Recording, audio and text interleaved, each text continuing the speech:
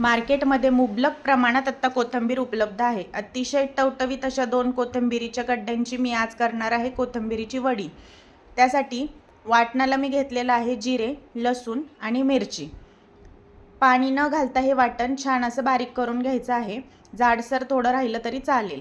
आता एकीकडे कोथिंबीरीच्या गड्ड्या स्वच्छ छान अशा निवडून घ्यायच्या आहेत, काड्या काढून टाकायच्या, 2 ते 3 पाण्याने छान धुवून घ्यायच्या आहेत आणि छान बारीक चिरून त्यामध्ये टाकलेली आहे हळद, चवीपुरतं मीठ आणि आपण तयार केलेलं वाटण यामध्ये घालून घ्यायचं आहे आणि हाताने असं छान मिक्स करून घ्यायचं आहे, जेणेकरून वाटण सर्वत्र लागेल आणि पाणी त्याला थोडंसं सुटेल। आता यामध्ये मी हाताने बसेल असं थोडं थोडं पीठ घालत ही कोथिंबीर मळून घेणार आहे वडीसाठी। एकदम जास्त पीठ घालायचं नाही, कारण खूप पीठ घातलं तर वड्या निब्बर होतात, खुसखुशीत आणि खमंग अशी कोथिंबीरीची पण टेस्ट त्यामध्ये लागत नाही। त्यासाठी अगदी थोडं थोडं बेसन पीठ घालून हे पीठ छान असं मळून घ्यायचं आहे। तसं 2 ते 3 बॅचेसमध्ये थोडं थोडं पीठ घालून कोथिंबीर छान अशी मळून घेतलेली आहे। आता याचे 2 एकसारखे भाग करून हातावरती अशा पद्धतीने त्याची वडी थापून घ्यायची आहे। हे बघा, अशी वडी थापून घ्यायची आहे।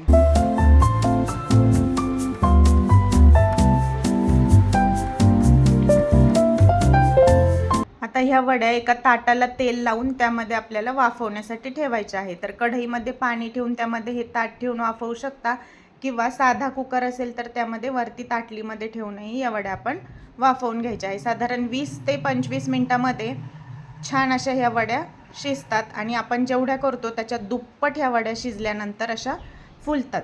तर यामध्ये सोडा वगैरे घालायची गरज नाही आणि एकदम छान अशा ह्या वड्या उकडलेल्या आहेत। आता थंड झाल्यानंतर सुरीच्या मदतीने अशा पद्धतीने किंवा विळीने तुम्हाला जसं हवं तसं पातळ चिरून घ्यायच्या आहेत।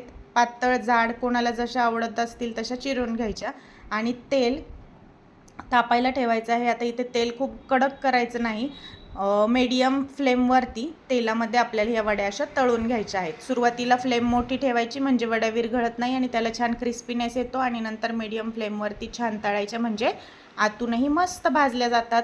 चला, तुम्ही ही रेसिपी नक्की ट्राय करा। आवडली असेल तर चॅनलला फॉलो आणि सबस्क्राईब करायला विसरू नका। अशाच नवनवीन रेसिपीजसाठी चॅनलला लाईक करायला विसरू नका। धन्यवाद।